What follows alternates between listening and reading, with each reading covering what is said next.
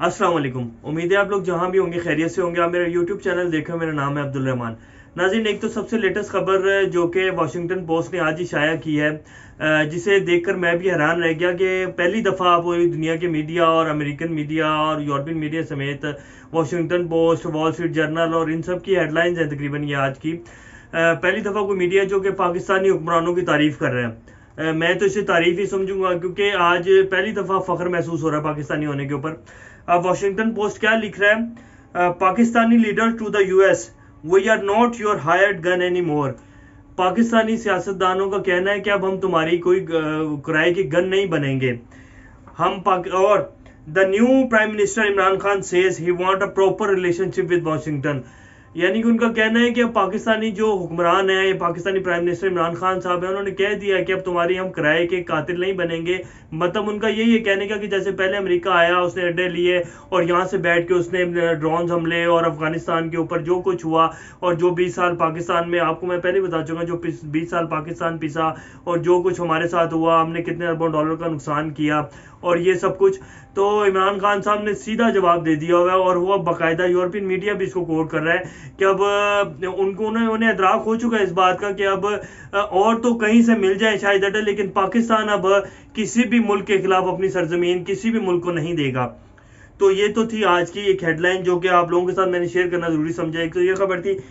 दूसरी, अब्दुल्ला और अशरफ गनी, आपको पता है कि अमेरिका गए हैं और वो बाइडन से मिले हैं। उनका जो असल एजेंडा था वो तो खैर इतना सामने नहीं आया, लेकिन जो एक अफगान तालिबान को लेकर था, अब्दुल्ला का आज एक इंटरव्यू छाया हुआ है।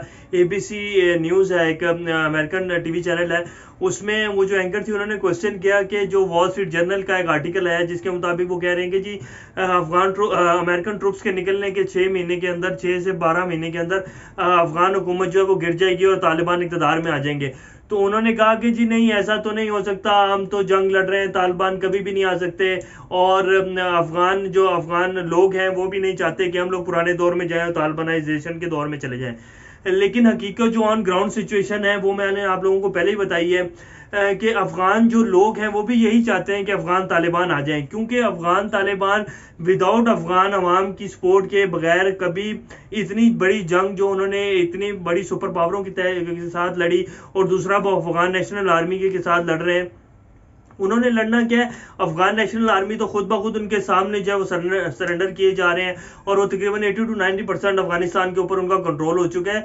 तो ये जो अब्दुल्ला और अशरफ गनी हैं, और ये तो सिर्फ गए हैं अपने मकासद के लिए कि जी ये 1 लाख तकरीबन लोग हैं, 18-20 हज़ार ख़ानदान है, इनका अब अमेरिका में सेटलमेंट करें और हमें वहाँ से निकालें, क्योंकि आपको पता है कि आप लोगों के निकलने के बाद कन्फर्म हुकूमत जो है वो तालिबान की आ जाएगी। और एक ये भी कहा कि जी आप अफगानिस्तान का जो काबुल एयरपोर्ट है उसकी आप सिक्योरिटी के लिए कुछ अमेरिकन जो है वो छोड़ दें 600 या 700।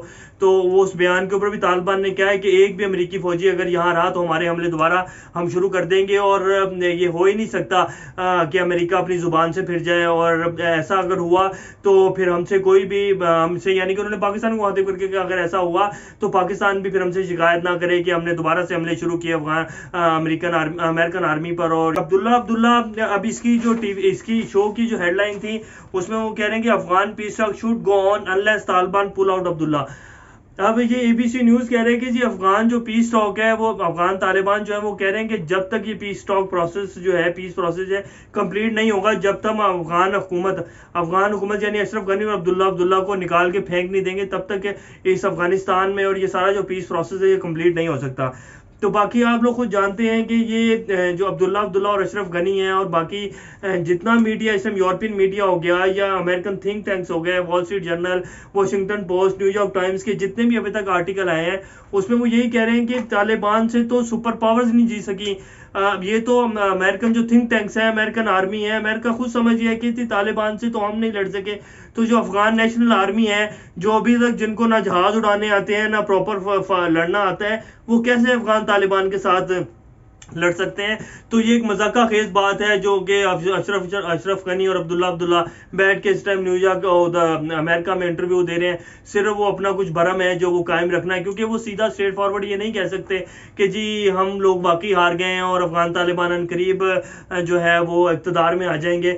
इस इंटरव्यू में उनके बाकायदा उन्हीं की बातों से जो कुछ क्वेश्चन और जो जवाब उन्होंने दिए उससे साफ जाहिर है। इस इंटरव्यू अगर आप तफसील में आपको थोड़े से क्लिप दिखाऊंगा, लेकिन ज्यादा तफसील में नहीं जा सकता क्योंकि वो बहुत बड़ी स्लाइड्स हैं। तो उसमें वो कह रहे हैं कि जी अफगान तालिबान के लिए तो हमने कभी भी अपने दरवाजे बंद नहीं किए। ये अब्दुल्ला कह रहे हैं इंटरव्यू में इसका कि जी अफगान तालिबान ही हमसे जो है वो टॉक नहीं करना चाहते। इसका क्या मतलब है कि जी वो हमें इस काबिल ही नहीं समझते। कभी कोई बंदा जब आप देख, एक सिंपल सी बात है कि अब दूसरा बंदा तभी बात नहीं करना चाहता ना, या तभी वो एक प्रोसेस का हिस्सा नहीं बनता जब वो इसको अगले जो नेक्स्ट पर्सन है जिसके साथ उसने उसके ऊपर किसी इशू पर बात करनी है वो उसको काबिल ही नहीं समझेगा, तो तभी उसके सामने नहीं बैठेगा ना।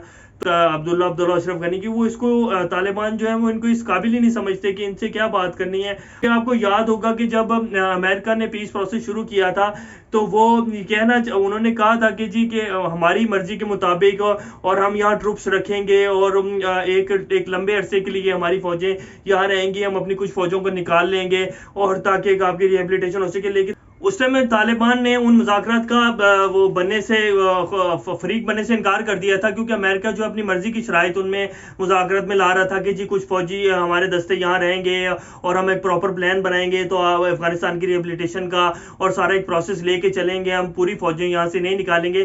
तो तालिबान ने उन मुज़ाकरात से इनकार कर दिया था। उन्होंने कहा था कि जी जब तक अमेरिकन टोटल यहाँ से इनखला नहीं कर सकती फौजें, तब तक अफगानिस्तान में ना तो अमन आ सकता और ना ही हम इक़्तिदार में आ सकते हैं। जब तक अमेरिकन फौजें यहाँ से उसके ऊपर शर्त पे नहीं आएंगे अमेरिकन कि हम अपनी पूरी फौजें निकालेंगे, तब तक हम कोई मुज़ाकरात नहीं करेंगे। तो अमेरिका मजबूर हो गया था, नेटो फोर्सेज जो थी वो मजबूर हो गई थी तालिबान की बातें मुज़ाकरात या जितना भी उनका एजेंडा था पॉइंट्स का वो मानने पर मजबूर हो गई। तो अफगान नेशनल आर्मी और अफगानिस्तान की जो हुकूमत है इस टाइम की, उसकी तो कोई वैल्यू ही नहीं है अफगान तालिबान के सामने, और वो इसीलिए उनसे कोई टॉक करना भी नहीं चाहते, उनको इस पीस प्रोसेस का हिस्सा भी नहीं बनाना चाहते। टिल देन टेक केयर, अल्लाह हाफिज।